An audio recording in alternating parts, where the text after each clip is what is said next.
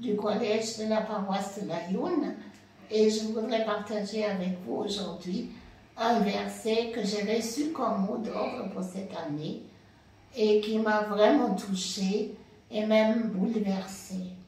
L'apôtre Paul écrit dans Philippiens 4, verset 4, « Réjouissez-vous toujours dans le Seigneur, je le répète, réjouissez-vous. » Et si l'apôtre Paul nous demande de nous réjouir, c'est un impératif, c'est un ordre que l'apôtre nous donne.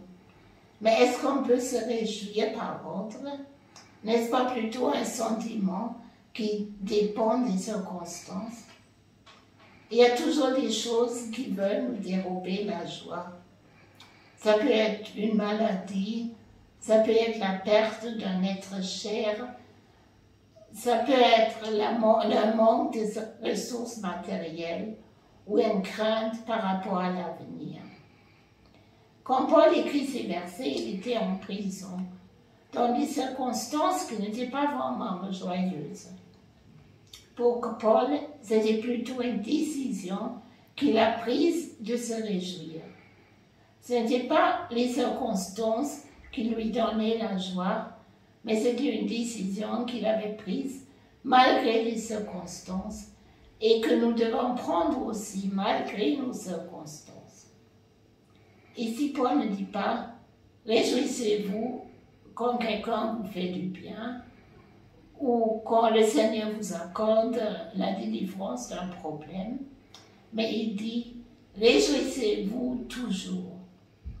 Ce début de l'année, j'ai dû aussi apprendre à me réjouir malgré les circonstances, malgré les limitations que certains problèmes de santé me donnaient. J'ai dû apprendre aussi que si nous ne prenons pas la décision de nous réjouir, nous n'allons simplement pas nous réjouir. Il y aura toujours des choses qui vont nous dérober la joie. Alors comment est-ce qu'on peut se réjouir si tout va mal autour de nous? Paul nous révèle un secret ici. Le sujet de joie n'est pas quelque chose que nous recevons ou que le Seigneur nous accorde, mais c'est le Seigneur lui-même. Si nous faisons du Seigneur le sujet de notre joie ne dépendra pas des circonstances, parce qu'il nous a promis dans Matthieu 28, 20 qu'il sera toujours avec nous jusqu'à la fin du monde.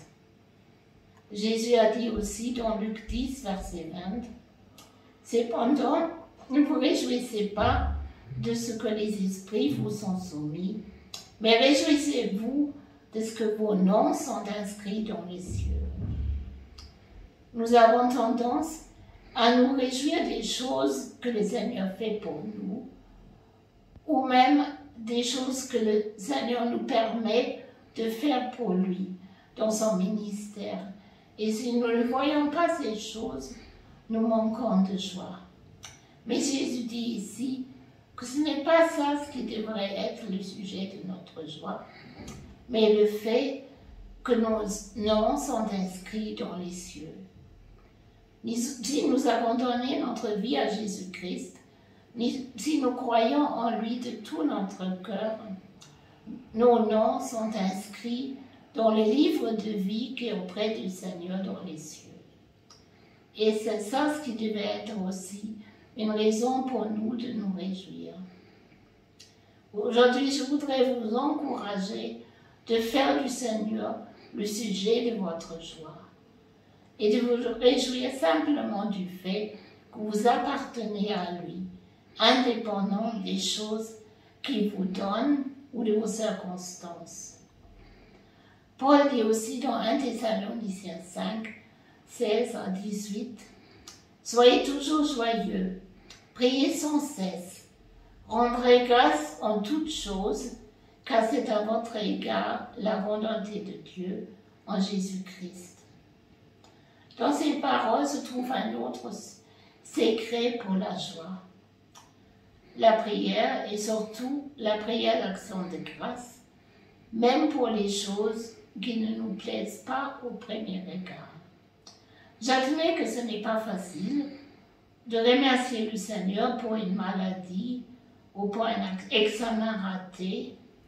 Mais si nous apprenons à regarder les choses avec les yeux de Dieu, nous allons comprendre que le Seigneur connaît mieux que nous ce qui concourt à notre bien.